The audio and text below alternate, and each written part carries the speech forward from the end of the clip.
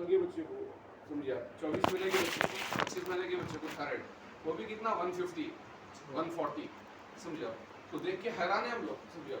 जब दवाखाने में बैठे तो परेशानी अगर ये कौन सा पेशेंट कैसा आने वाला है, समझिए। तो मुश्किल ये है कि इसके लिए आप लोग सावधान रहना है और कोई भी इजी बेस्ट मेथड मत करो। पहले अपना कंसंट्रेशन रिपोर्ट, क्योंकि क्लिनिक्स में अक्सर क्या हो रहा, इवन मैं भी हूँ क्लिनिक में, अब मेरे पास बाहर बैठ के पेशेंट हम इसका हमारे जरा वो गाड़ी वाला वो है फलाना है हमको दूर जाना है, ये फ़ौरन में फ़ोन बंद कर। एक फ़ोन ऐसा हो गया, पेशेंट हमारे पास आके परसों क्या बोले थे, अशरफुल आबिदीन डायबिटीज है, फ़ोन खाली एक गोली लिख रहे फ़ोन में अपॉइंटमेंट है, तो पेशेंट क्या करा फेल फेल देख के सीधा आ गया हमारे पास। तो लगे भाई लोग फ़ोन देख रहे तो मेरी दवा क्या लिखी है, समझिए। उसका तासरात है और यकीनन बात है वो आपका माइंड, फ़ोन तो देखना तो बहुत दूर की बात है, जब आप एक पेशेंट को देख रहे हैं या प्रिस्क्रिप्शन लिख रहे हैं तो कोई अगर बुला रहा है तो आप उसको ये हाथ बता दीजिए कि खामोश, आप ही बदलिए। क्योंकि जो विंडोज, जो थिंकिंग, जो डायग्नोसिस, जो ट्रीटमेंट आपके माइंड में है, ऐसा डिस्टर्बेंस करके खत्म हो जाता है, आपके वेस खत्म हो जाते पूरे, विंडोज पूरे बंद हो जाते हैं, समझिए। ये मामूली बात नहीं है, समझिए। तो ये अगर पुराने पेपर्स पढ़े तो आप देखना ये विश्वनाथ बोल के जो अपना चैंपियन ऑफ द चेस का था, ओपन कॉन्टेस्ट रहा था न्यू एग्जीबिशन ग्राउंड में, जब एयरपोर्ट इधर था, खाली प्लेन नीचे से गया तो वो लोग उड़ गए यहाँ से कि प्लेन की आवाज़ से उनको डिस्टर्बेंस आ गया, बोल के वो विड्रा कर दिए गेम, खाली प्लेन की आवाज़, समझिए आप कितना डिस्टर्बेंस आ गया, प्लेन नीचे से गया था। ये पेपरों में भी आया से है और हम लोग तो आई विटनेस है उसके, अभी कॉम्पिटिशन के लिए। तो मेरा बोलने का मतलब है कि डिस्टर्बेंस क्या है, आप फ़ोन ले लेंगे बैठे पे, किसका भी धंधो भी मैसेज आप फ़ोन ले लेंगे बैठे हुए, घर का भी है, इमरजेंसी है, आप एक नंबर किसी को अटेंडर को किसी को रखो, आप फ़ोन पेशेंट के सामने ज़्यादातर पे मत देखो, क्योंकि पेशेंट का भरोसा उठ जाता है। अगर देखनी है तो पेशेंट को 1 मिनट रुका के 1 मिनट एक दवा लिखना है या कुछ भी लिखना है, आप आसान ऐसी इमरजेंसी बताते कि उसको फ़ोन उठाने के बाद देखने देखना है, जवाब देने देना है, उनको ये नहीं मालूम है कि सामने वाला क्या कर रहा है, सामने उससे और कितना इंपॉर्टेंट पेशेंट बैठा हुआ है, फ़ोन सीरियस है, उसको कुछ भी लेना देना नहीं, इसलिए। तो इसलिए एक प्राइमरी फंडामेंटल राइट है कि आप किसी को फ़ोन करें तो कम से कम ये पूछो कि मैं 1 मिनट बात कर सकता हूँ क्या आपसे, समझिए। ये अखलाकी दरा है, सामने वाला क्या है आपको क्या मालूम, अब मजबूरन आपका रिलेशन, आपका रिश्ता देख के उन्हें जो है ना मुसीबत में आके फ़ोन पे बात कर रहा तकलीफ देके, तो ये अच्छी बात है, ठीक है। तो be careful during the practice. तो इसमें हेपेटाइटिस जैसा बोले एसिम्प्टोमेटिक जॉन्डिस, समझिए आप, मेरे पास 50 और हज़ारों रिपोर्ट है जिसके आंख पीले मगर लीवर फंक्शन बिलोरुबिन नॉर्मल, आपके पास है नहीं है सर, 50 केसेस नॉर्मल आता सर, आंख पीले जी हाँ, समझिए आप। तो ये इसका मतलब क्या है, जब बिलोरुबिन जब जॉन्डिस हुआ था उसका ट्रीटमेंट होने के बाद में उसके आंख पीले रहते, उसको जाने के लिए किसी को 4 हफ्ते 6 हफ्ते 2-2 महीने देखते रहता उसको एलोइश। तो इसका मतलब ये नहीं है कि उसको इरखान है बोलते, इरखान जब देख लेंगे बिलोरुबिन आपको देख लिया, आप इरखान है दवा, मैं बार बार बोलता हूँ अल्लाह मियाँ किस पे शिफा रखाने वाला हूँ, हर किसी भी रिलीजियस का किसी भी पति रह दो, बस मेरा कॉन्सेप्ट ये है कि डायग्नोसिस करो भाई, पहले बीमारी है क्या नहीं मालूम करो आप, then you can go any type of the treatment, कुछ भी नहीं किससे भी फायदा हो जाता।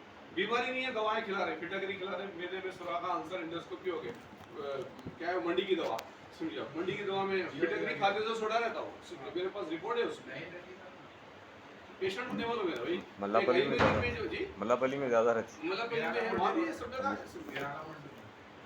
तो ये ओवरऑल, तो ये वायरसेस जो है ना, hepatitis C is very dangerous, hepatitis B dangerous and HIV, तो ये जितने भी वायरस है, अब जब ये वायरस देखेंगे आप तो ये तो HAV and HCV in the only in the jaundice, ये दो जॉन्डिस में है, और ये भी जॉन्डिस में शुमार है हेपेटाइटिस, समझिए हेपेटाइटिस आल्सो ये जॉन्डिस, मगर ये कॉमन ये ऐसा जॉन्डिस है जिसको उर्दू में अक्सर लोग काला इरफान बोलते हैं।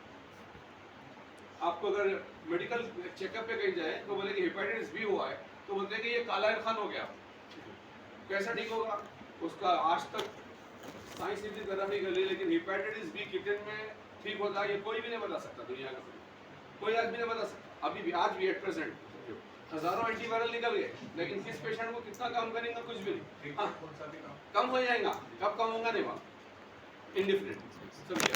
और पांच मरतबा ऐसा होता है कि ये भी इम्यून सिस्टम पे ऊपर आता है, जब इम्यून अच्छा हो जाए, एक 12-14 पेशेंट में से 2-4 पेशेंट को बगैर ट्रीटमेंट के भी निगेटिव हो जाता, नॉन रिएक्टिव। एक पेशेंट को, एक टेक्नीशियन को था सर, तकरीबन 3 साल लगे उसको, 3 साल के बाद में उन्हें जब नेगेटिव बताया आ जाता, बगैर दवा के भी आ जाता आपका इम्यून सिस्टम, क्योंकि तो इसलिए वायरस आपको कोविड में आप लोग तजुर्बा अच्छा हो गया, 2 साल पहले ताज़ा खबर है कि अपनी इम्यून को अच्छा रखने के बारे में, एंटी इम्यून सिस्टम, आपको इम्यून को अच्छा रखने की वजह क्या है, ये वायरस से भी आपको एक प्रोटेक्शन मिलना, आप डिफेंस अच्छा रहना आपका, इसलिए इम्यून, तो ये पूरे इम्यून सिस्टम है। अब इसके बारे में तो हर चीज़ आपको मालूम है। एक हेपेटाइटिस बी का ये है कि it is very highly transferable due to the saliva also, समझिए, सलेवा से भी ट्रांसफर होता है हेपेटाइटिस बी।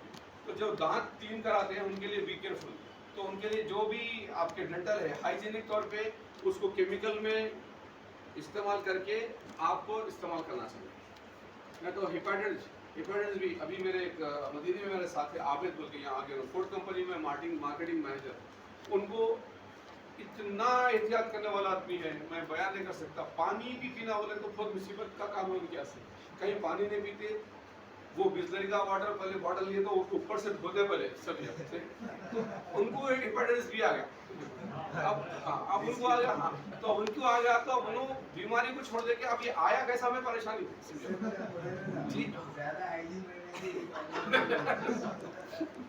तो उसमें हुआ ये कि उनको उन्होंने बोला मैं फलाना ने खाया, बाहर का नहीं खाया, 10 साल में मैं बाहर किसी के घर में खाना नहीं खाया। मैं आखिरी में मैं सोच के बोला कि भाई कभी दांत साफ कराने गए थे क्या? 3 बार गया, बोले मामला बस उससे चाहा खत्म, एक सिम्टम मिल गया, अरे तो अब नहीं जाना। अब उन्होंने जाके उनके पहुंच के उन्होंने दांत साफ कर समझा, हम जब पहुंच के बोले कि आपका जो टूथ क्लीन करे वो हाइजीनिक नहीं था, इन्फेक्ट नॉन इन्फेक्टेड नहीं था, उसको स्टरलाइज नहीं करे, मुझे हेपेटाइटिस भी आ गया आप लोगों की तरफ से। तो हम परेशान हो गए, तो बोले हमारे, तो बोले आने के चांसेस में ये की सुनिए आप। तो वो लोग जब, अच्छा वो लोगों को ये भी नहीं मालूम था कि हेपेटाइटिस भी उससे आता बोल के, वो डेंटल वालों को जब इन्होंने जाके बोले तो उन्होंने अपना करेक्शन करके बोले हॉस से इससे भी आता, मुझे मालूम हुआ। सुनिए पेशेंट बता रहा डॉक्टर उसको जाके सुनिए, दोनों क्या करें बात भी जो ना, तो बोले ऐसा तो नहीं है, हम तो सब हाइजीनिक हमारा बोल के उन्होंने लैब बता दी, मगर बेसिकली उसी से आया, क्योंकि ये एक वायरस है, वायरस के not be destroy by the antibacterial. हमारे पास क्या है, डेटॉल डाल देते है ना, फेनाइल डाल देते और बोलते वायरस नहीं आता। अरे भाई वायरस एंटीवायरस है ये, अगर एंटीवायरस है तो रोज छटाक पाउएबल टेनेबल फेनाइल पीना शुरू कर देते ऐसा। तो इसके लिए क्या है, इम्यूनिटी अच्छी रखना और सेफ से, और कोई और कैंसरस पेशेंट दवाखाने में कई पेशेंट आगे बढ़ जाते हैं कैंसर के, तो उसको मालूम ही नहीं है किसको क्या है, कौन सा कैंसर है, कई कंटामिनेटेड भी रहते हैं, नॉन कंटामिनेटेड भी रहते हैं। तो HIV के लिए आपको, HIV में लोग इसको रिएक्टिव एंड नॉन रिएक्टिव कहते हैं, इसको पॉजिटिव नेगेटिव नहीं बोलते, ये very important point. HIV reactive और नॉन रिएक्टिव, तो रिएक्टिव मींस HIV उसके पास है और नॉन रिएक्टिव वन नहीं है। Hepatitis B is also reactive non reactive, positive negative वही है, और HCV है सब। तो इसके सोर्सेस तो सबको पता है कि unknown blood transmissions and usable disposable syringes, usable, कौन HIV पॉजिटिव है कौन हेपेटाइटिस B है नहीं मालूम। हेपेटाइटिस B में सलेवा ट्रांसमिटेड, इसलिए बार बार छोटे बच्चों को मैं बोलते रहता हूँ कि अपने, अक्सर ग्रैंड पेरेंट्स क्या करते हैं, बिस्किट तोड़ के छोटे बच्चों के मुंह में डालते हैं, सुनिए अल्लाह वाला अल्लाह ना करे वो ग्रैंड पेरेंट को अगर हेपेटाइटिस B हो गया, बिस्किट के साथ नवासा नवासी पोतरा पोतरी को एक HIV हेपेटाइटिस B देके जा रहे जाते हैं तोहफा, समझो ये प्यार, ये अंदरूनी ममता है, लेकिन ऐसी ममता आप ऐसे में क्या है, आप इसमें बुराई की बात नहीं है, आप पेरेंट्स को बताइए ऐसा नहीं खिलाना है। मैं आप उसके बाद अगर उनको बोले ऐसा होता होगा तो मैं बीमार हो गया उनके मारना शुरू कर देता, ओल्ड एज वालों का टेम्पर हाई रहता है समझिए, तो उनको भी बचा कर, ऐसा नहीं है, आप तोड़ के बच्चों को मत समझिए, ये बी केयरफुल, क्योंकि ओल्ड पेरेंट है उनका कभी HIV करा है टेस्ट, ये HIV नहीं होगा। मेरे पास 72 ईयर्स के पेशेंट को HIV निकला, ये इतने परेशान है अभी तक, तो उन्हें और आप उसको देखेंगे तो बोलेंगे कि उनके, लेकिन बेचारे का इंतकाल हो गया सेकंड लॉकडाउन में, 72 ईयर्स को HIV, तो उन्होंने बोले कि मैं बॉम्बे में गया था ब्लड डोनेट कैंप में ब्लड दे रहा था, तो वहाँ पे क्या हुआ नहीं मालूम, ब्लड दिया गया या कौन सी सिरिंज से ब्लड निकाले क्या है, और तो कोई सोर्सेज नहीं है।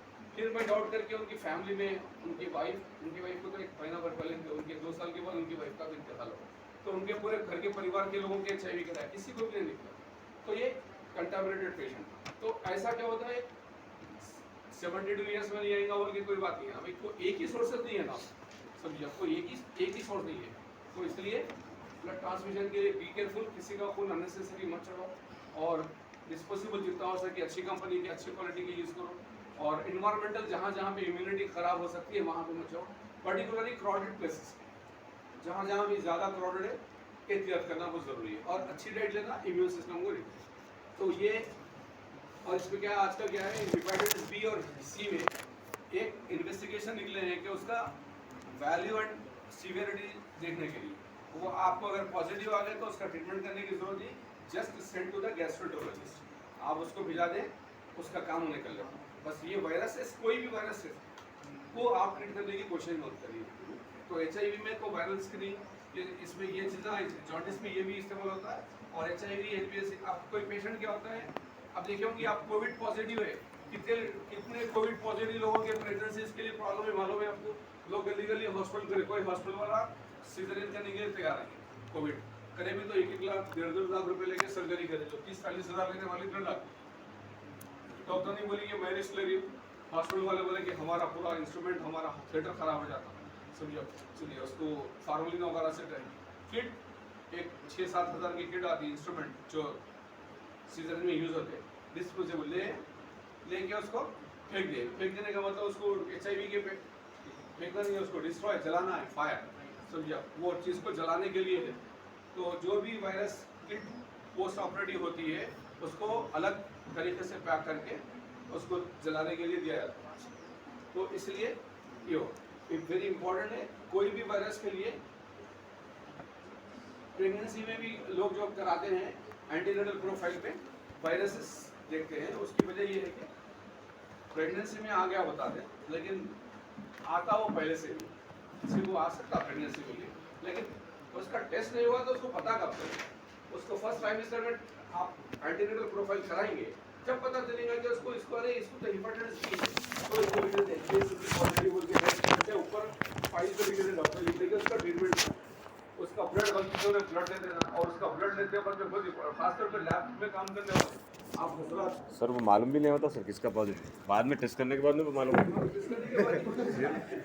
अब वो बच्चे परेशान रहते हैं, क्या है भाई सर ऐसा आ गया। तो इसकी ये परेशानी उठाने से पहले जो भी लैब टेक्नीशियंस है 6 महीने में अपना वायरल स्क्रीनिंग करा लेना चाहिए। आपको मालूम है सऊदी अरब वगैरह में जितने भी थे डिपोर्ट इसी में हुए, वहाँ तो 11 महीने में तो इन्वेस्टिगेशन हाई मेडिकल वालों को तो स्टिक ही है, अब तो और स्टिकर दिए कोविड की वजह से। अब वो कब हाथ किधर जाता है पता तो चलता नहीं। कुछ भी नहीं बोल सकते भाई, कभी भी आ सकता हो, घंटा वो कभी भी लग सकता। अब पेशेंट लेते वक्त तो नहीं मालूम रहता, जैसा बताया आपने उसको टच करके ले लिया बॉडी में, उसको ब्लड हाथ में गिरा, वॉश कर लिए, कुछ भी होगा, लेकिन जब आपको पता चला रिपोर्ट आए तक का हवा आया होना शुरुआत है, रिपोर्ट आने के बाद अरे हेपेटाइटिस बी पॉजिटिव है, इसको ये पेशेंट है, फौरन उसको अंडरलाइन करके, अब फिर भी आजकल टेलीफोन नंबर से बड़ा ले रहे हैं, उनको बुला के एक्सप्लेन कर सकते हैं, डॉक्टर भी कर सकते हैं, लेकिन अननोन है ये तो देर से आता हूँ। अब कोविड वाले कैसा करें बताया ना मैं आपको, समझा रिपोर्ट पॉजिटिव जिम में रख लेके कर रही बाजू आके बोल रहे कान में बोल रहे हैं मेरे को पॉजिटिव है, ये तो प्रैक्टिकली गुजरा सो है हमारे पास। तो हमारी फॉर्म ऐसी है कि इतना उन्हें फोन उठाते ही फोन में बोल रहे कि भाई ये जरूरी आज तक ही चल रहा हो 2 साल से 22-23 मार्च 2020 से अब तक चल रहा, खाली जो है ना मस्करा बना, अरे उन्हें उठा के व्हाट्सएप पे बता दे रहा, अरे किसको कॉल फ्री पे कॉल किया बोला, इस पे कोविड के बारे में बोला, मेरे फोन को कोविड हो गया क्या हुआ। जब फर्स्ट स्टेप ये जो है ना उसके अंदर जो कोविड के बारे में बताया तो उसको बता दिया कि एक आदमी फ़ोन कर रहा है टोल फ्री नंबर पे से कंपनी वाले को, मेरे फ़ोन में कोविड के बारे में बोले, मेरे फ़ोन को कोविड हो गया क्या हुआ। तो जस्ट जॉगिंग, लेकिन जॉगिंग से ज़्यादा शौर क्या करना है इसके बारे में सोचना है भाई, ये चीज़ें हैं जॉगिंग करने के लिए, ये आपकी ज़िंदगी का मामला है, किसी के लिए भी अननेसेसरी आप सारी टाइम पास करने के कोई फ़ायदा नहीं। तो all virus infected is very very effective, कई number of viruses highly transferable और नॉन ट्रांसफरेबल है, लेकिन ब्लड कैसा लगेगा। अब देखिए ब्लड के बारे में अभी बताया मैं, हेपेटाइटिस बी जब उसका सोर्सेज है आपको सलीवा से जा सकता, तो खून तक इंतजार करने की जरूरत। अब आज तक की पहले की तालीम में देखिए खून गलती से अगर HIV HBsAg वाले का निडल अपने को लग गया या गर्म नहीं हुआ इसका मतलब तो मुश्किल होता बोल के निडल ना बदले, निर्णय जब से बदली है, गर्म जब से होना शुरू होता ये HIV बेसिस और बढ़ता है समझिए, और इस पर समझिए आप। क्यों कि ये लोग क्या गारंटी है कि ये लोग स्टरलाइज करके दे रहे होंगे, तो इसलिए क्या है अब आजकल कंपनी वाले क्या कर रहे हैं, फ्लश जो है ना आप क्रश कर देना है डिस्पोजेबल सिरिंज को भी एक Discard. छोटा सा टॉप डिस्कार्ड कर देना है आपके पास, तो अब उसमें क्या करना वो डिस्कार्ड करके फेंकना बहुत जरूरी है। नहीं तो पानी के बॉटल ना सुनिए आप, अगर पानी के बॉटल क्रश नहीं करें तो उस पर एक छोटा सा काम है आसान उसको क्रश कराने का, जस्ट उसके ढक्कन के बॉटल को अंदर ढकल के क्रश करने की जरूरत ही नहीं, क्योंकि बड़ी डिफिकल्ट है कि उसको अंदर से निकाल, तो निकाल क्यों नहीं करे थे दूसरे काम खराब होते हैं क्यों नहीं उसको इस्तेमाल ही नहीं करते। प्लास्टिक देखिए आप रोडों के ऊपर के गंदे प्लास्टिक उठा के एक बॉटला बना रहे हैं, कंपनी में देखे तो आंख पे कांटे आ जाते, बाहर देखे तो इतना अच्छा पानी है बिस्लरी पानी पीने, बड़े घर का बेटा बड़े घर की बेटी पूरे सब लोगों का जो एक एटीट्यूड है क्या हुआ था बिस्लरी तो अल्लाह महफूज रखे। जितना एक छोटी सी मिसाल देखिए आप बगैर केमिकल के कैसा बनेगा एक मामूली एक विजय डेयरी का या बसपति या एनी टाइप ऑफ मिल्क, कितना उसका जो है ना सेल है, पैसा इतने पैसा नहीं करेंगे उतना दूध कहाँ से मिलेगा उसको समझिए आप। क्या भैंस 24 घंटे दूध देती है क्या? तो ये जितने भी ये बोलेंगे ये केमिकल आप देखिए यूट्यूब के ऊपर मतलब पानी में एक ढक्कन डाल रहा हूँ खाली केमिकल एक ढक्कन डालते उन्हें पूरा दूध का कलर दे दे रहा पूरा मिल्क।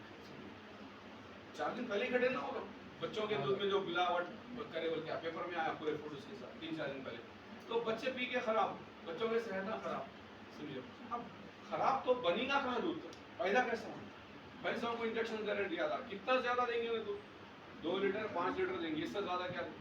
अब भैंसा कहाँ बढ़ाएंगे, कितने बढ़ाएंगे आप नहीं, तो आवाम को इतनी नेसेसरी हो गई कंपनी, तो इसलिए क्या है बेहतर है डब्बे का दूध, बच्चों को क्या करें वो पैसों का दूध डब्बे का दूध में भी है ऑल आर द केमिकल, उसमें कहीं ना कहीं केमिकल बॉडीज है उसके अंदर, कुछ भी नहीं है तो प्रिजर्वेटिव तो है उन्हें खराब नहीं होने के लिए। अब वो जो डब्बा है वो डब्बे से अलग आप दूसरे डब्बे में या दूसरे में 1-2 चमचे पाउडर डाल के रखो, सेकंड डे उसके अंदर उसका टेस्ट चेंज हुआ। तो जितना जितना टेक्नोलॉजी बढ़ती है आवाम की तादाद बढ़ जाने से पॉपुलेशन बढ़ने से क्या हो रहा, जो रिक्वायरमेंट है वो डबल चबल हो जा रहा उसको देने से, तो सब केमिकली आने की वजह से सारी बीमारियां उसी वजह से आना शुरू। चलिए नेक्स्ट अब इम्पोर्टेंट सब्जेक्ट आपका HIV भी था, हेपेटाइटिस बी, हेपेटाइटिस सी, अब आ जाइए ट्यूबरकुलोसिस। सुनिए टीबी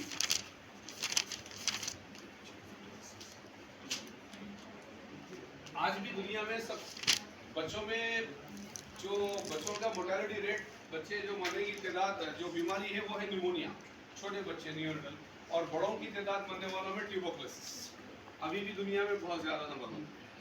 अल्लाह का शुक्र है कि इंडिया में ट्यूबरकुलोसिस की दवा ज़्यादा अच्छा होने से और थोड़ा अवेयरनेस आने की वजह से लोगों में पहले से टीबी से मरने वालों की तादाद कम हुई, लेकिन टीबी वाले बहुत है आई बस, क्योंकि उसकी मेन कॉज क्या है, the duration of the medicine is very long समझिए। हाँ 3 to 6, 6 to 9, 9 to 12 मंथ, तो ये जो 3 to 12 मंथ का ड्यूरेशन है हर आदमी क्या करता है 3 महीने तक दवा खाता है ट्यूबरकुलोसिस में, दवा खाता है खाने के बाद बोलता है कि अब मैं अच्छा होगा, लेकिन फिर वो उसके जरासीम उसकी बॉडी में रहते हैं, 2-4 साल के बाद रिकरेंट ट्यूबरकुलोसिस आ जाता है। और अब आज भी वही फैलाने वाले की तादाद टीबी फैलने का जो अब स्प्रेड होने का रेशियो है, एक पेशेंट 1:30 से अभी एक ट्यूबरकुलोसिस पेशेंट 30 आदमी को फैला देता है।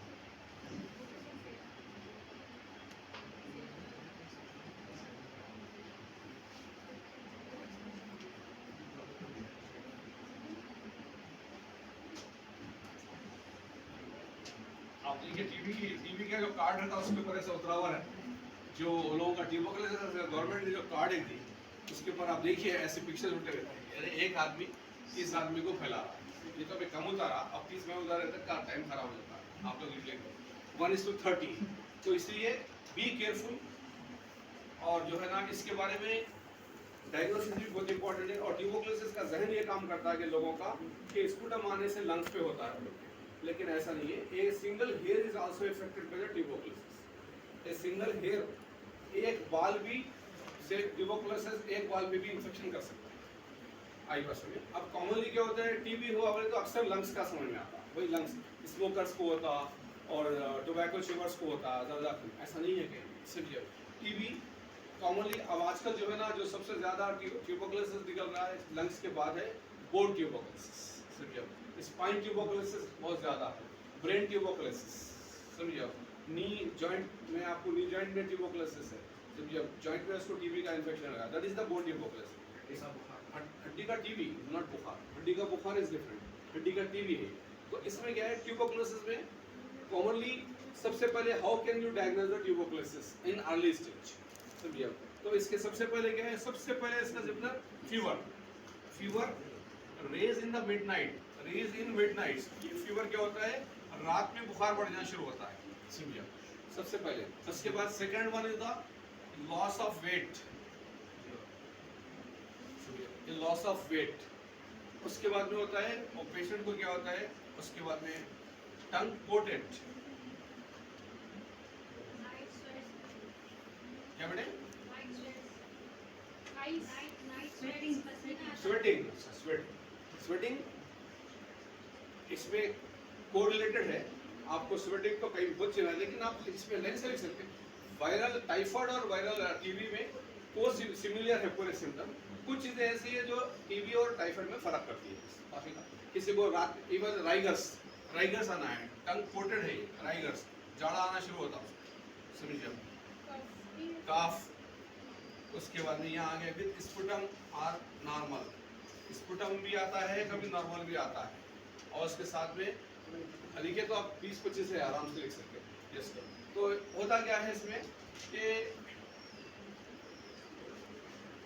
have the place with the chili, चलिए, cough with sputum, rigors और फीवर। इसके अंदर क्या होता है, fever on end of, fever on end of ज़्यादा होता है। और ये पेशेंट के कंप्लेन एंड सिम्टम्स है।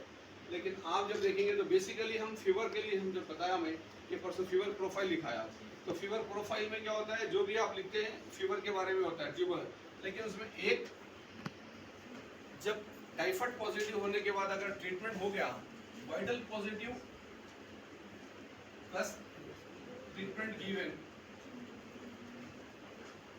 स्टिल फीवर, अगर स्टिल फीवर रहा तो आप उसको CXR, x-ray chest PAV as well as PSR, अब इसमें लिखा है कभी क्या होता है, टाइफाइड के सिम्टम होने के, टाइफाइड पॉजिटिव आके ट्रीटमेंट गिवन, उसके बाद में स्टिल फीवर रहा तो 99% वो ट्यूबरकुलोसिस है।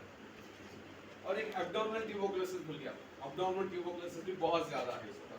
वो स्पाइनल ट्यूबरकुलोसिस, लंग्स टीबी में क्या है, कॉक्स, लंग्स में सबसे पहले क्या आता है ट्यूबरकुलोसिस में, कॉक्स। ये लिखिए आप लोग, ये मैं दूँ, उसमें क्या होता है, ये नीचे हो जा रहा है उनके, इसलिए ऊपर लिखा। अब इसमें आपको, अब देखिए गवर्नमेंट सेंटर पे गए तो स्पुटम लेके आओ। अब किसी को स्पुटम ही नहीं आता, उन्हें स्पुटम के ऊपर भरोसा समझो, उन्हें स्पुटम पे गए। लेकिन जब आप ये देखेंगे, अब उसके सिंपली आपको कॉमनली आपको जो है, जो ट्यूबरकुलोसिस का लिए CBP, ESR, कॉन्टॉक्स एंड एक्सरे HSP।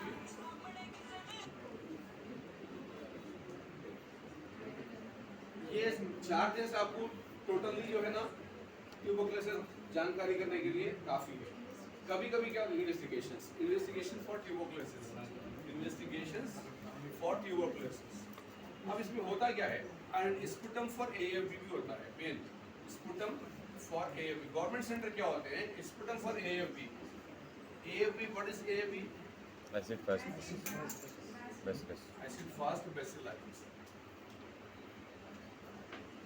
ये इसका इब्राहिम भैया, एसिड फास्ट बेसिलस का शेप क्या है, rod shape sir, rod shape with structure,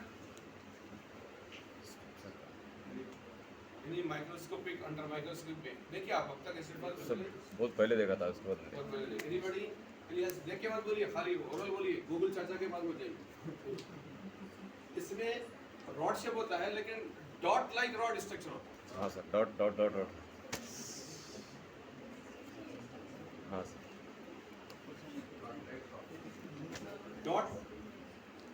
dot like rod dot ऐसा होता है कि ये स्पुटम में जब आपको स्लाइड बनाई जाती है, सीवीपी की स्लाइड होती है, अंडर माइक्रोस्कोप जब देखते हैं, जब एसिड फास्ट बेसिलस दिखता है स्पुटम में, तो उसको डॉट रॉड लाइक स्ट्रक्चर होती है। खाली रॉड बोले तो क्या होता है, असल ये एक रॉड अलग है, ये डॉट लाइक रॉड है।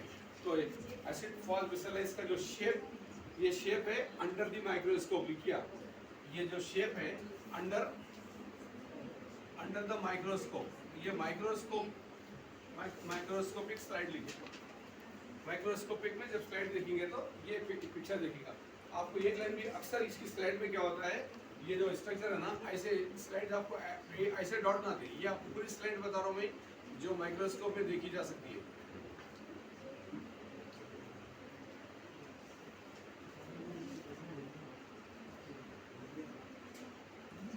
पूरा दिखता सर वैसे क्लियर दिखता सर। समझिए, देखिए आप ये जो डॉट के जैसा रॉड लाइक इसीलिए, तो इसको क्या बोलते हैं, dot like rod shape sputum for AFB का स्लाइड है, एसिड फास्ट बेसिलस ये होता है। और ये आपको ट्यूबरकुलोसिस के लिए कॉमन है, लेकिन नाउअडेज अब आज के दौर में क्या हो गया, मॉन्टक्स नॉन स्पेसिफिक हो गया। नॉन स्पेसिफिक माने किसी को टीबी नहीं है, पॉजिटिव आ जा रहा, टीबी है उसको नेगेटिव हो जा रहा। तो इसलिए 1 साल या 2 साल से ये कोशिश कर रही है कि मॉन्टक्स को ट्यूबरकुलोसिस में निकाल दिया जाए। निकालने के लिए कोशिश कर रहे हैं, मगर फिर भी करा के तो देख लेंगे, बल्कि हर डॉक्टर करा। जब इस पेशेंट को क्लिनिकली डायग्नोसिस में, जब क्लिनिकली सिम्टम है कि ट्यूबरकुलोसिस है, वेट लॉस है, उसके जितने सिम्टम लिखे हैं पूरे हैं और पूरे टेस्ट नॉर्मल है, तब क्या करें? CRP के साथ कराते हैं। CRP का जो CRP तो it is indicator of the any type of यहां पर मेडिसिन स्टार्ट कर देंगे सर, मेडिसिन स्टार्ट कर देंगे। नहीं, तो उससे पहले आपके हाथ में क्या है? अब पेशेंट बोलता है मैं बगैर डायग्नोसिस नहीं करना चाहता। टीबी बोर्ड हम नहीं पहले ये करके देखते हैं उसके बाद। इसमें क्या है, इसमें क्या है, टीबी गोल्ड बोल के एक टेस्ट आता, इसमें करा के इसमें भी नेगेटिव आ गया, मगर सिम्टम पूरे है, तो उसको एक्सप्लेन कर देना। एक्सप्लेन करके you can start the ATT trial dose prophylactic dose for 1 month. आपको बुनियादी, आपको मेडिकल काउंसिल ऑफ इंडिया ये हक देता है कि जो है आप सारे सिम्टम्स टीबी के, क्योंकि टीबी एक ऐसा मर्ज है कंफर्म हुए तक दवा लिखना नहीं है, इट इज ए क्राइम, समझिए। लेकिन क्लिनिकली डायग्नोसिस आप मेंशन करना उसको, समझिए। तकरीबन मैं 6-7 पेशेंट को तो करा हूँ। एक तो पेशेंट बॉम्बे से फेल होकर आ गई थी कि उसका बुखार कितने साल से था, बुखार तकरीबन 9 साल से बुखार नहीं उतरा था, 9 ईयर्स, और सारे के सारे टेस्ट नॉर्मल हो, कोई टेस्ट, अपने टेस्ट के नाम से डर हो गया था। जब रिपोर्ट देखे बोला जरूरत ही नहीं है आपको, बोला कौन बोले इसमें नहीं है कुछ भी, बोल के बोला इसमें है प्रॉब्लम, बोल के दवा लिखा समझिए। सिर्फ 1 ही महीने की दवा में ठीक हो गई, 1 ही महीने। उसके बाद उसको AKD 2 महीने खिला लो बोले, समझिए। क्या है वो भेड़ी मार्केट, भेड़ी बाजार, कुछ वहाँ की रहने वाली है, भेड़ी बाजार, वाह।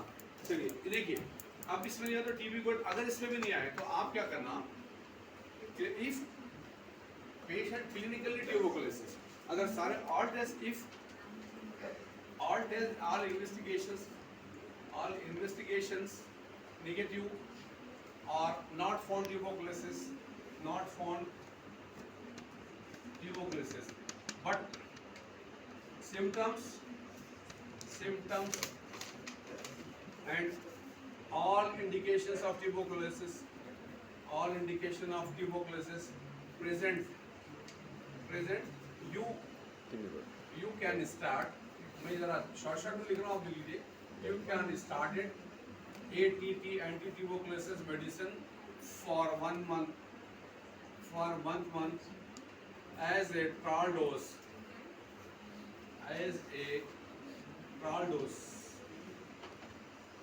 ये लिखना, ये नोट बहुत इंपॉर्टेंट है, इसके लिए आप लिख के रख लेना। ATT है वो जी, ATT है। ATT anti-tuberculosis, ATT is anti-tuberculosis. ATT कोई जिसका डाउट है तो मैं बहुत इस पे आपको मिला के लिखूंगा।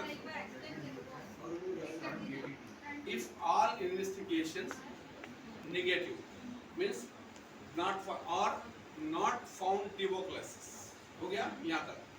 But symptoms and indication of tuberculosis present here comma, you can start ATT for 1 month as a trial dose. लिखिए, पढ़िए, एक जने पढ़िए English medium. If all tests are negative or not Yeah, if all investigations. If all investigations are negative or not found tuberculosis, but symptoms and indications of TB present, you can start anti-tuberculosis tablets for 1 month as a trial dose. चलिए, आ गया भाई समझ में? ये sentence के बारे में किसी को डाउट? एनीबॉडी? अल्लाह फील इजीली है. कोई डाउट है भाई इसमें? कोई भी नहीं, हमारा नहीं है, वो खाली नो. क्लियर अंडरस्टैंडिंग है ना? चलिए, इसमें अब Sir, TB gold में कौन से investigation? TB gold is the investigation. Investigation. Yes, TB test in the name of the investigation is the TB gold. उसमें पॉजिटिव और नेगेटिव आता है. अब उसमें क्या है? आपको ESR, अब यहाँ आइए, CBP में आपको अगर ट्यूबरकुलोसिस है तो CBP की क्या आपकी रिपोर्ट आना चाहिए, ये इंपॉर्टेंट है. लिख के दे देंगे लेकिन मालूम नहीं है, इसलिए तो इसमें सबसे पहले elevation of the WBC hi sir. तो what is the normal WBC? 11,000. 11. अब 11 के बाद 12, 13, 14, 15, 16, 18, 20, 22 कहाँ तक ले आते हैं? WBC पड़े हुए रहना. और HB बढ़ेगा, टीवी में कम होगा. Very good. कोरिलेटेड, अब देखिए आप, कोरिलेटेड हीमोग्लोबिन लेस WBC आप समझिए. जब HB कम रहेगा तो जाहिर सी बात है RBC आल्सो डिक्रीज, RBC भी कम रहेगा. ये बहुत important, please don't make noise. आप इधर गौर से देखिए, लिखिए एक चीज इसके अंदर. ये आपकी जिंदगी में बहुत इंपॉर्टेंट रोल अदा करने वाला क्लास है. ठीक, जब आगे आएगा इसका आपको एहसास, जब आगे आएंगे जब पता चलेगा. HB, तो इसमें क्या होता है कि आपको रूल आउट करने में आसानी होती है कि भाई देख लीजिए पेशेंट पूरा फेल हो गया, वीक हो गया, उसका लॉस ऑफ ब्लड खाना नहीं. CBP में क्या देखेंगे? तो CBP में पहले WBC आपको पहले HB लिखा हुआ रहता, मगर मैं आगे पीछे बताया क्योंकि HB से ज़्यादा इंपॉर्टेंट WBC है, वाइट ब्लड सेल, जो आपके इम्यून को आपके जिंदगी के लिए खतरा है. HB क्या है? 2 आयरन के इंजेक्शन चला दो ठीक हो जाता है. WBC ठीक होता, 2 इंजेक्शन देने से नहीं. ये परेशान जिंदगी में कभी भी डायग्नोसिस हो या कोई भी वक्त आपके डिसीजन का आया मेडिकल पॉइंट ऑफ व्यू से, तो प्राइमरी इज इंपॉर्टेंट. तो प्राइमरी क्या होना है कि पेशेंट की लाइफ को सेव करने के लिए क्या चीज जरूरी है, समझिए, वो इंपॉर्टेंट. अब पेशेंट आगे क्या बोलता है? पहले घुटनों का दर्द कम करो, दिल का दर्द रहा तो रहा. दिल का दर्द रहा तो तुम रहेंगे नहीं, घुटने पकड़ लेके क्या करते हैं नहीं. उनको ये समझाना कि घुटनों के दर्द से मुझे क्या रहता. पेशेंट क्या है, पेनफुल को पहले देखता कि मेरा दर्द कम करो, मैं चलने के काबिल होता. तो उनको ये समझाइए, आप रहेंगे तो चलेंगे ना नहीं. उसके बाद बगैर दिल रह गए भी चलते, क्या घुटने लगेंगे नहीं. तो पेशेंट को समझाना कि भाई हार्ट का प्रॉब्लम है, उसको स्टेंट डाला गया, तो यही ऑलिव में डलाया 8-10 दिन पहले 2 स्टेंट पड़े. तो देखिए भाई स्टेंट का है, ये दवाया रोके, मेरे ऊपर घुटना में पैरों में बहुत दर्द हो रहा है, मेरे को चलना नहीं आ रहा है, इसकी दवा लो. मैं बोला तुम्हारा दिल अच्छा रहेगा, तुम जिंदा रहेंगे तो चलेंगे, या बगैर हार्ट अटैक हो गया मर के भी घुटने इस्तेमाल करना है तुम्हारा? बोले तो अरे कैसा इस्तेमाल करना? मतलब पहले अच्छे हो जाओ, 6 हफ्ते तक तुम आपको 4 हफ्ते 6 हफ्ते आपको दर्द की दवा नहीं देंगे, उसके बाद आपके घुटने भी सीधे करेंगे. आप बगैर चले गए घर में जिंदा तो रहेंगे ना. आप हार्ट सही रहेगा तो हार्ट खत्म हो जाएगा, उसके लिए घुटने लेके जिंदा रह जाएगा. तो इसलिए प्राइमरी इंपॉर्टेंट है. तो जो काम आपको भी ये डिसीजन लेना है कि पेशेंट की लाइफ को जो सबसे इंपॉर्टेंट है वो काम पहले करना है. पेशेंट 1000 बोलता, पेशेंट को समझाना. पेशेंट तो बोलता जो उसको दर्द है वही बोलता है पहले मेरा दर्द कम हो. समझे, एक इंजेक्शन दिल में दर्द होता रहा, एक इंजेक्शन देने मर जाता हूँ, हार्ट अटैक हो, आपको खबर भी नहीं होता. अरे आप इंजेक्शन देने से मर गया और क्या अटेंडर बोलते हैं, उन्हें तो उठ के नहीं बोल सकता कि मैं बोलने से दिया बोलता नहीं बोलता. चलिए अपने कंधे. हाँ, अपने कंधे. तो ये कंधे बड़े खतरनाक रहते हैं इसकी रिफिल. तो अब RBC less due to the HB less WBC, ये आपके ऊपर हो गया CBP में. अब डिफरेंशियल कॉर्ड में क्या होता है, कभी कभी क्या होता है लिम्फोसाइट्स लिम्फोसाइट्स भी आप हो जाते बढ़ हैं, जाते बढ़ गया, ठीक है। किसी किसी को मोनोसाइट भी बढ़ते हैं।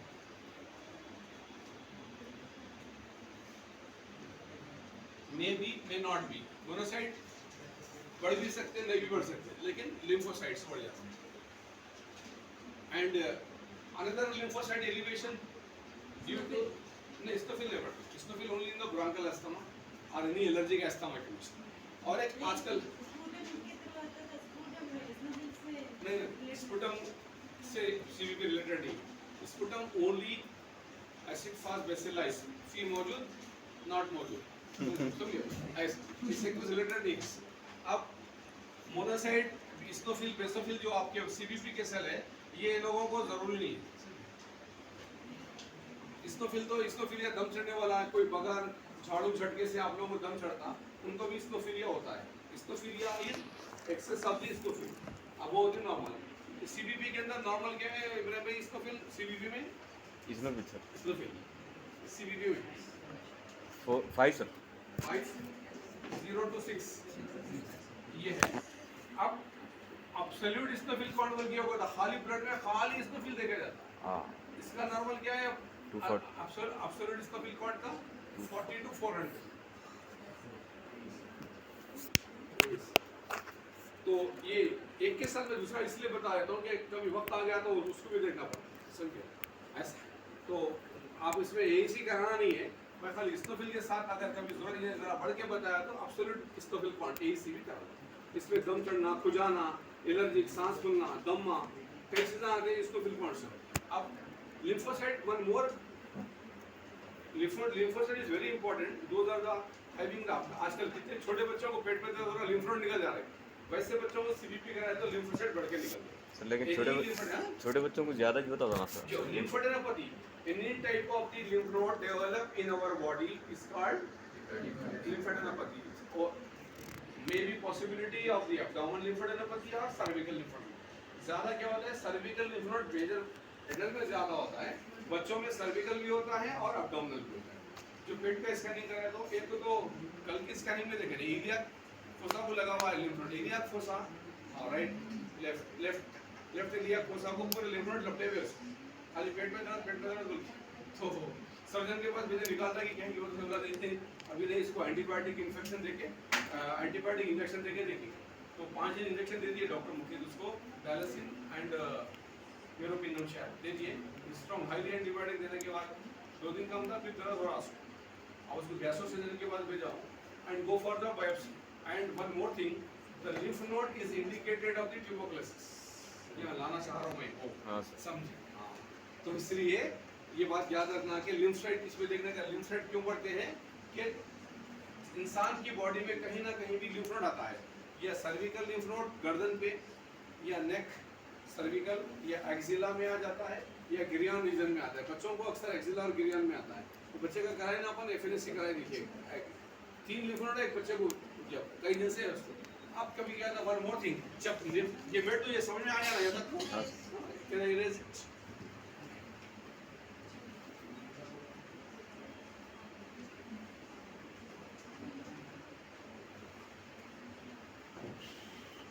अब देखिए lymph node or lymphadenopathy is the indication of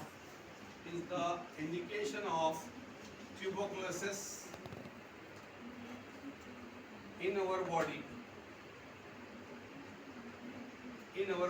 anywhere। ये anywhere स्पष्ट लिखा है मैं, आपके बुकों में नहीं है anywhere, क्योंकि उन्हें ये बोलता है कि खाली टीबी कहीं भी आ सकता है, समझे? एब्डोमिनल टीबी का भी लिम्फ नोड आ सकता, स्पाइन ट्यूबरकुलोसिस के लिए भी आ सकता और लंग्स ट्यूबरकुलोसिस के लिए भी आ सकता, समझे? और लेकिन ऐसा बोलते सर डर जाते लेकिन लोग, जी अगर किसी को कुछ हुआ बोलते बोलना नहीं, समझे? बोलना नहीं जी सर। अब हम बगैर बोलेंगे टेस्ट करा दे, ये क्या निकला? इन्फेक्शन है, कहीं का है देखने कराने बोलना, टीबी का है देखने कराने में तो वहीं गिर जाता, कराता भी नहीं। तो लिम्फ नोड जब आपको, if you find out the lymph node easily, first go for ultrasound of lymph node, कोई भी लिम्फ नोड का जहाँ भी प्लेस है, सर्विकल लिम्फ नोड और ultrasound neck to rule out the lymph node. एक तो अल्ट्रासाउंड जहाँ पे भी है उसका यूएस, अगर सर्विकल पे है तो नेक, इसके बाद में एफएनएसी ये पहले करा लो भाई, आजकल पे है। लिम्फ नोड अगर आ गया, कभी कभी क्या होता है पूरे टेस्ट नॉर्मल आ रहे आपके, ऑल इन्वेस्टिगेशन नॉर्मल है, लेकिन लिम्फ नोड में एफएनएसी है, ट्यूबरकुलोसिस निकलता सर लेकिन एफएनएसी नहीं करा के उसको सर्जरी करा दी तो अब वो ब्लंडर मिस्टेक है, क्योंकि इसलिए ब्लंडर मिस्टेक है डॉक्टर की। अगर एफएनएसी अगर आप निकाल दिए, it possibility of the tubo instead of tuberculosis, it might be cancer, it might be carcinoma. जी सीटी स्कैन में क्या नहीं दिख रहा? तो लिम्फ नोड्स में अगर कुछ नहीं बताया सर तो एक मिनट, वो कुछ दूसरा पूछना चाह रहे, बोल रहे। हाँ बोलिए बोलिए आप।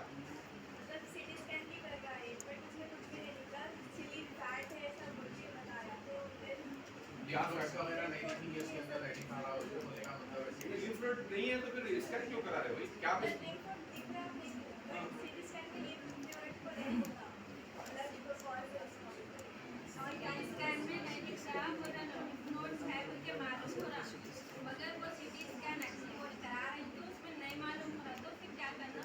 नहीं, ये वही तो बोल रहा हूँ।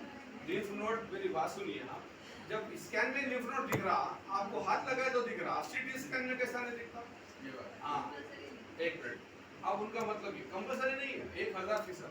लिम्फ उन्हें उसका बोलने का मतलब है इन्फेक्टेड नहीं है बोल के उन्हें बता, ये तो भाई आइए नॉन कैंसरियस जो है ना, नॉन कैंसरियस किसी भी, ऐसा हैदराबाद में क्या बोलते हैं, कोई माइकल लाल बोलते देखिए, तो इसका मतलब क्या है? जहीर भाई को अच्छा मालूम है, जहीर भाई माइकल लाल जोर से बोल। कोई माइकल लाल है क्या? वो तो कोई भी नहीं है वैसे का, तो कोई भी नहीं है, बहुत सरकारी आदमी, तो जहीर भाई नहीं है मतलब तो रेडियोलॉजिस्ट को ये हक नहीं है कि उन्हें कैंसरियस है नॉन कैंसरियस उन्हें सीटी स्कैन में लिखी नहीं, इन नो कैन नेवर, आपको लिख दे रहा तो वो ब्लडर में CT scan CT scan biopsy के बाद मैं क्या बोलूं, CT scan is only identified micro pictures जो अल्ट्रासाउंड में नहीं आता है, सीटी स्कैन में आता है। अब उन्हें ये बता सकता कि रोज रोज देखने वाला, जैसा कि आप रोज रेडियोलॉजी प्लीज साइलेंस, इसमें क्या होता है, एक ग्लैंड अगर आपको ये एक शक्ल सूरत ऐसी रहती है उसकी, इन्हें रोज एक ग्लैंड को देखते रहता, ये देखते रहता, ये देखते रहता, तो इन्हें क्या करता, पिन मार के एफएनएसी करते करते इसकी सूरत देख के जो पैथोलॉजिस्ट है उन्हें ये बता सकता कि ये मुमकिनात में से इसको निकली ना हो सकता। क्यों? उन्हें शक्ल सूरत देखते रहता। ऐसे शक्ल सूरत वाले जो है ना, जो है, एक सेकंड, अस्सलाम वालेकुम डॉक्टर साहब। जी अल्हम्दुलिल्लाह जी जी जी जी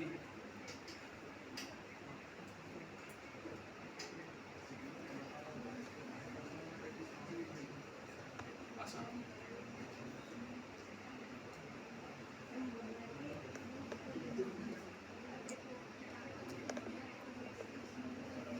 और कोई भी ना दवा दे सकते ना उसको कुछ नहीं कर सकते, हम कुछ भी नहीं कर सकते। बोले तो कल लास्ट एक डॉक्टर को बना था, उन्हें भी कहना रहता है एनी टाइम एनी मेडिकेशन। अब लास्ट से देखकर पे भी जाती है, पेशेंट टॉकेटिव है, बात कर रहा है, कर रहा मतलब स्टेज लास्ट है, दवा नहीं लिख सकते। अब गफर वगैरह आप जाके उसको क्या कर सकते हैं? अरे बोला भाई लास्ट देखेंगे भी क्या कर सकते हैं उसको। अब ऐसे पेशेंट्स को तो अब आखिरी में क्या है, अब जो बचा जो एक्सपीरियंस है उसको इस्तेमाल करें। कई मतलब आप उसमें सक्सेस भी होगा। अल्लाह खैर क्या देखेंगे होगा सर? जी सिस्टम आपका पेशेंट को देखिए ना, ट्यूबरकुलोसिस आर कार्सिनोमा, सिर्फ उसका काम क्या है, जो साइज उसका शक्ल और स्ट्रक्चर, इसका स्ट्रक्चर देने का है। कभी अल्ट्रासाउंड क्या होता है, अल्ट्रासाउंड का क्या है, अल्ट्रासाउंड इज अल्ट्रासाउंड, अल्ट्रासोनोग्राफी है।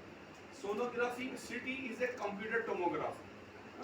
इसमें सुपीरियर कौन है? नहीं दोनों में CT computer tomography is a superior than ultrasonography. तो अल्ट्रासोनोग्राफी में जो बात आई है, अगर सीटी स्कैन में वो बात दूसरी है, तो वो जो बात सीटी स्कैन में है वही मुसद्दिक है। ये बात ज़हन में रखो, समझिए। इसकी मिसाल कैसी है, जब पहली बार बटनों के फ़ोन से एक छोटा कैमरे का फ़ोन निकला था, इतना सा निकला, उसका स्क्रीन मेरे 4 उंगलियों के उतना भी नहीं था, सबके पास वही था। बट वो ले लेके बहुत खुश हुआ कि जो है ना स्मार्टफोन आ गया, वो स्टार्टिंग तो वो छोटा मोटा फोन था। अब आजकल क्या हुआ, ऑल आर द स्मार्टफोन, एक से एक, किसी का 30,000 का है, किसी 50,000 का है, किसी 50,000 का तो 1 लाख का है। तो इसमें क्या हो रहा है, फीचर्स।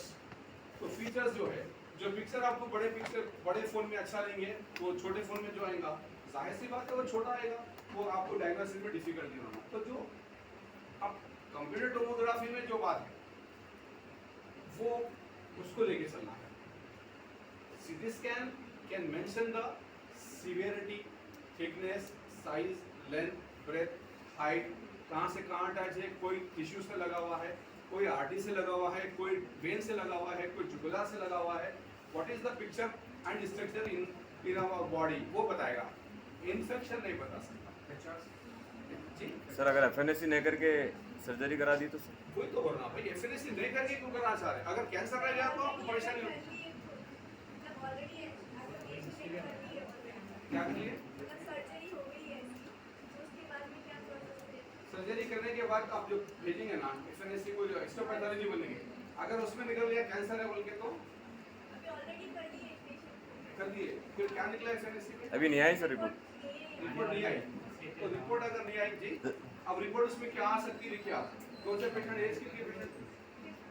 50, 45, male female?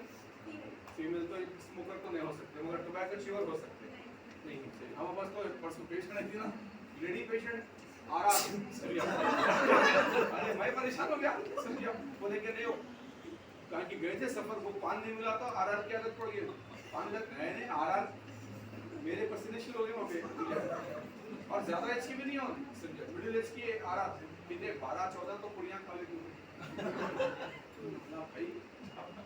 मैं इसको बोलना कितने में 12-14 पुड़ियाँ खा सकती कर लिए, हमने कुछ भी कर सकते पता ना, मतलब आज ये है कल और भी कुछ उसकी शौक पड़ सकती।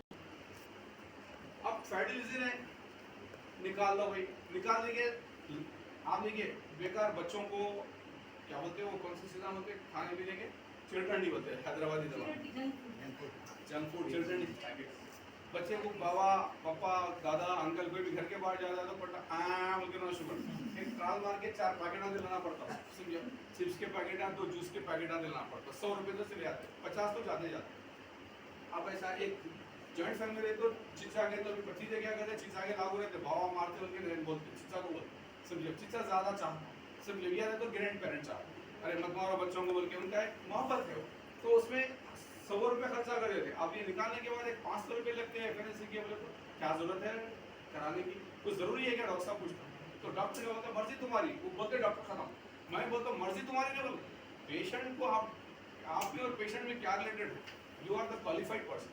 पेशेंट कितना भी बड़ा लेगा, उन्हें MBA करवाऊंगा वो उसकी अपनी प्रोफेशनल थी, लेकिन आपकी लैंग्वेज में उन्हें आप जब बोल दिए तो मर्जी नहीं बोलना कभी भी, ये बात है, मर्जी बोलते हैं आपकी डिफीट है वहाँ, समझिए क्यों आप कहीं नहीं करा रहे, आपको 500 रुपये का एफएनएससी कराया तो कोई आमदनी है, उसकी जिंदगी खतरे से खाली नहीं है।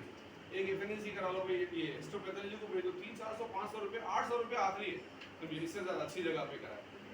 आप 500-700 रुपये अगर देके अगर कहीं भी एफएनएससी का अगर हिस्टोपैथोलॉजी करा के, भले ही पेशेंट की रिपोर्ट निगेटिव आती है, अब लोग क्या बोलते हैं, आई रिपोर्ट कराई भी तो साफ आई बोलते हैं हमारे पास आगे पेशेंट आते, तो मतलब रिपोर्ट करे तो खराब आना था तो पैसे चीज होगा, समझिए अब पैसे साबित सही निकले तो पैसे चले गए उनको बेफेस, तो ऐसा भी होता कभी, और रिपोर्ट आने वाला रॉन्ग हो जाते कभी, सैंपल ना लैब टेक्नीशियन हमारे पास एक ऐसा हो गया था वाकया, समझिए उनको और यूरिन सैंपल के ऊपर प्रॉब्लम हो गई थी किसी ज़माने में, तो इसलिए यूरिन सैंपल और प्रेगनेंसीज के सैंपल बहुत इंपॉर्टेंट रखते हैं। एक 60 इयर्स को जो ना उनकी बहू का सैंपल लगा के प्रेगनेंसी पॉजिटिव ले ली थी सर।